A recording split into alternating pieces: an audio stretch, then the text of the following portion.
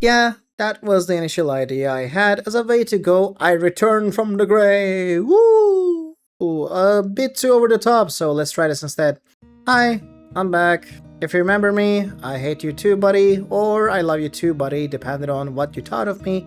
And if you don't, do not worry, as it's been over a decade, and people tend to change for the better or worse over the span of 10 years. All you gotta know is that I am now Pet Boy. That's the amount of details I will go into for most of you, but worry not, if you are one of those people, I do have an unlisted video in the description explaining just what the hell happened. Now that that's done, let's see, just what did you people do while I was gone? Well, the vibes are exact same, however, we will deal with that later, as I would like to first dip my toes back in this toxic phase of a community before taking the plunge. So, on my time away from the game, I have been involved in an absurd amount of communities on a very intimate level. And let me tell you, most of the successful games not only have varying ways of approaching balance, but differing philosophies on tackling problematic fallacies players often find themselves falling prey to. In all my travels, I have proven time and time again that TF2 players and developers, since as far as we know, it's one intern pushing a button once in a while, has consistently failed for many of these. So I find myself in a unique spot where I can try to teach and show you all these today. Let's get to it. The biggest fallacy is what I call the void fallacy. Have you ever been in high school physics class where your teacher presented you with a simple problem? How does this cube move when you push it with this much power? It's a simple question where you just add force, when in reality, if you were to pursue a physics major and roam the streets as a hobo, you would know there is way more to it than that in the form of resistance and other factors. I'm pretty sure some physics major will correct me on exact things that I have missed in the comment section. This applies to games. Let's take the sniper aiming at the scout for example. Remove everything else. In this scenario, all you have to think about is that if the sniper lands a shot, scout dies.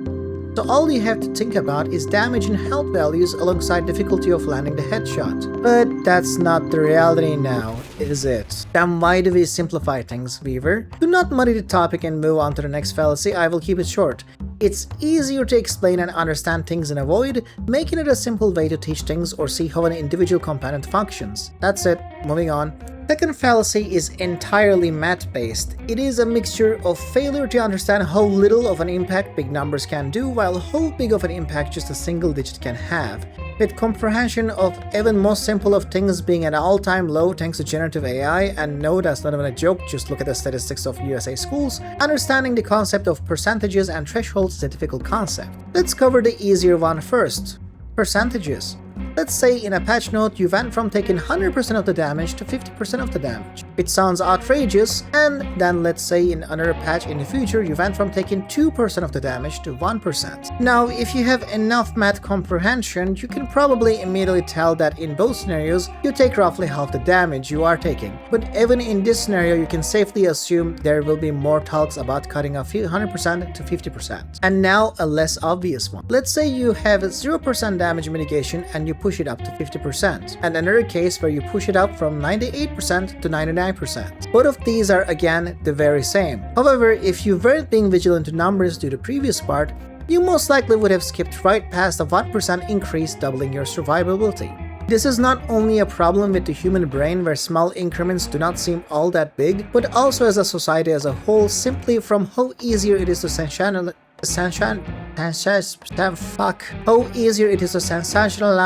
bigger looking numbers when passing things off as news. However, this gets even worse when we get to thresholds.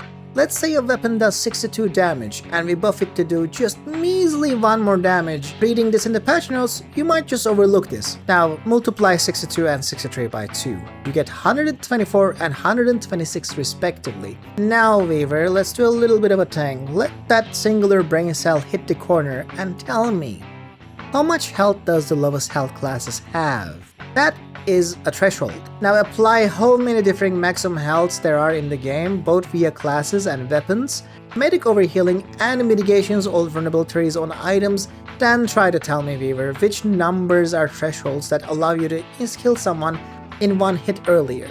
People who develop games are not dumb. They are not incompetent morons who do not understand the game fundamentals.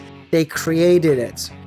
Sure, they may be lacking in some parts of the game understanding that you have, but by no means they are as bad as you think they are, except for some games.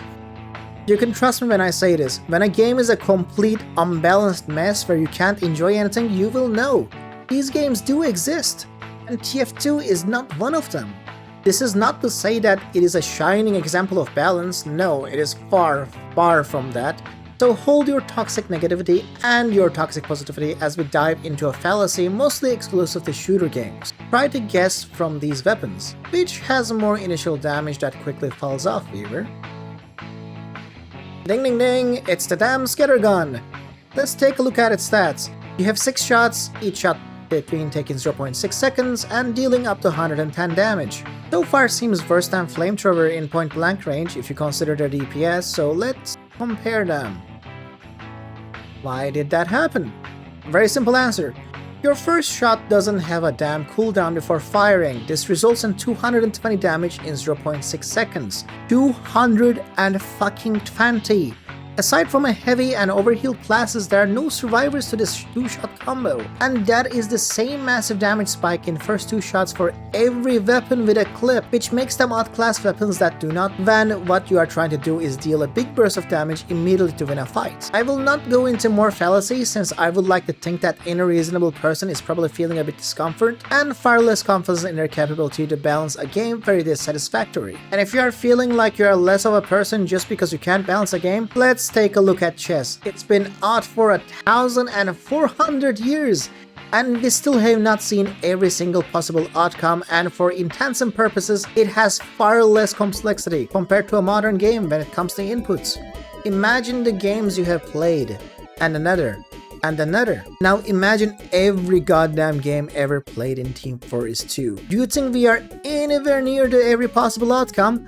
Not even close, despite the amount of playtime of every person who played the game being probably longer than existence of humanity. So no, it's not your problem. Balancing something to perfection by plugging every possibility to produce a satisfactory result is just not in the realm of possibility with our current technology. And even then, balance is a very subjective topic since you need to also make it fun. With all of this given information so far, we now know there are many fallacies you can fall victim to, how difficult balancing is, especially in a PvP-oriented game. PvE is far easier since enjoyment of one side is not required. I also quickly mentioned I got to see how many other games handle their balance. Most of these games are over 10 years old, so they definitely got something going on. Let's look at them for inspiration and see what parts of it can be taken for our benefits. Before we get to that though, I'd like to remind you all to keep an open mind instead of being immediately dismissive. All of these games survived a decade at the least, so they clearly have something going for them. Let's start with the system everyone knows and is used in many games, MMR system. We just agreed to keep an open mind, so wait until I finish. With how pacing of videos go, this is at least like the solution anyway. Alright, very fair. MMR system. It works differently in many games. The idea is that when you win a game, you gain MMR, and when you lose a game, you lose it.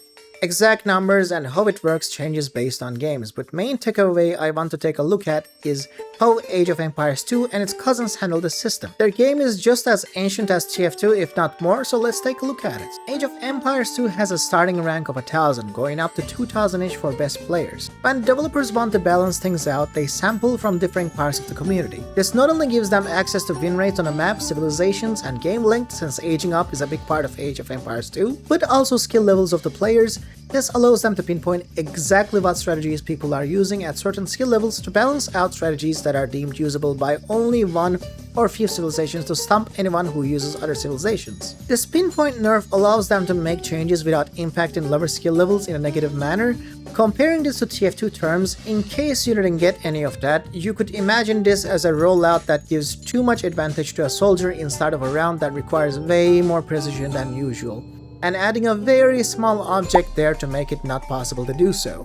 which won't impact anyone unless a fight breaks out near that small object, which will allow you to pinpoint nerf the issue and leave everything else out. Now, as to why this system does not work in Team Fortress 2 and what we can take away from this, by its nature, Team Fortress 2 is more lenient to the casual side of things, and the way competitive TF2 works is marginally different than casual Team Fortress 2. Add the fact that community servers exist and how divided community is on where they spend their time in game alongside game mode differences on strategies, there is just not enough players to gather usable data, while also making queue times even longer in a game that is already struggling to match you into a game. So while MMR system does not work, what can we take from the system? I would say that we can take from this project is that gathered data can be narrowed down depending on users' validity on said subject. If they played Sniper for 1000 hours, I would say they have a bit more to say compared to someone who plays Sniper for just 100 hours. And if they only played Sniper for 1000 hours and neglected every other class, you can bring that into consideration when they want to nerf or change how players want to interact with them, as to not appeal to a certain bias of making class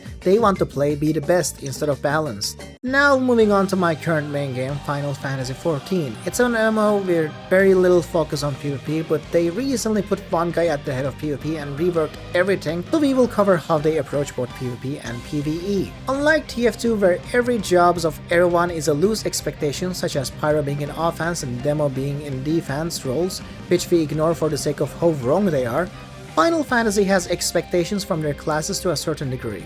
If you're a tank, you will be getting hit by the boss and tank busters. If you're a healer, you need to ensure your team's survival and so on. In PvE, every tank needs to be able to perform at a similar level to each other to survive. Same for healers being able to keep everyone alive no matter the healer, and damage deals being able to do enough damage to kill things in time. This has resulted in homogenization of classes and loss of identity over time, where a class of your choice has only a couple unique things to itself. I shouldn't even have to mention that this is a bad game design which they actively noticed and are working on. On the other end of things, however, PvP has extremely unique designs with each class even having their own cool little ultimate ability when it's used to be it depending on the class rather than job, which has also resulted in certain imbalances, making certain jobs extremely overpowered. I can honestly yap for hours about this game, but we do not need to get into details as this is obviously also a flawed approach. God, why do I always pick games with balance issues, I swear to God. Anyway, important takeaway from here is that some similarities between class design is good, whether it's damage numbers or function. This allows you to have an easier time making things balanced. Too much, however, and you get the exact same thing with a different coat of paints. And too little will land you on people not even using half the things in your goddamn game. Looking at you, sixes. Now for second to last system I would like to cover, Dota 2. Carried on the back of IceFrog, the god, with a shocking approach to the game. If everything is unbalanced, everything is balanced. Game has multiple things that are stupidly broken when considered in Void.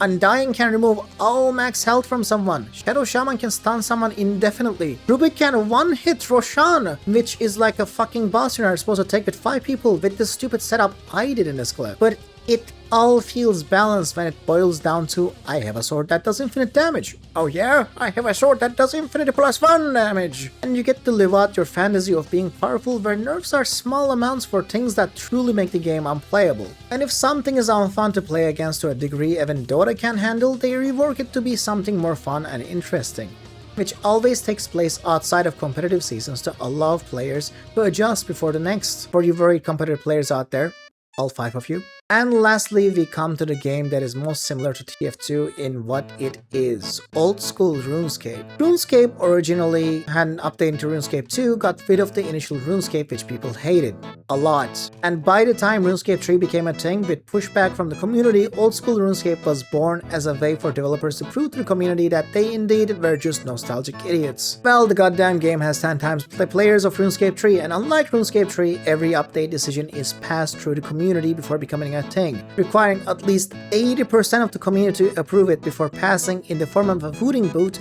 in-game that you can interact with. This makes the game very community-driven, and yes, while there is drama around certain events, and the game is certainly not free of its problems from botting to being too unaccepting of new ideas, numbers speak for themselves, and the community helps out significantly with the game vision being where it should be. Now that we have covered some systems, tell me in the comments, what do you think while I tell what I think? Considering TF2 is not only a community-driven game, but also mostly an abandoned one, I think we can grab what old school RuneScape has done, modify it with philosophy of other games to add proper channels for voting eligibility to topics such as having to experience the previous thing added, or the thing being changed for a certain amount of towers, to ensure our data is narrowed down and working on these as a community.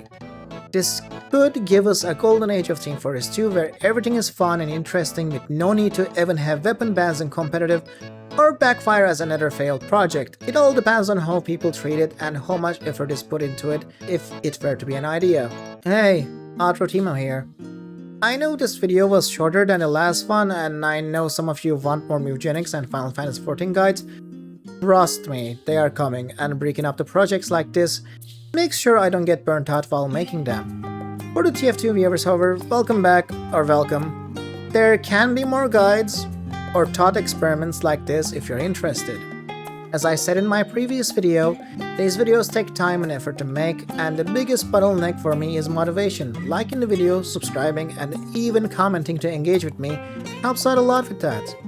Links for other ways to interact with me such as Discord or Twitch is in the description. That's it, bye!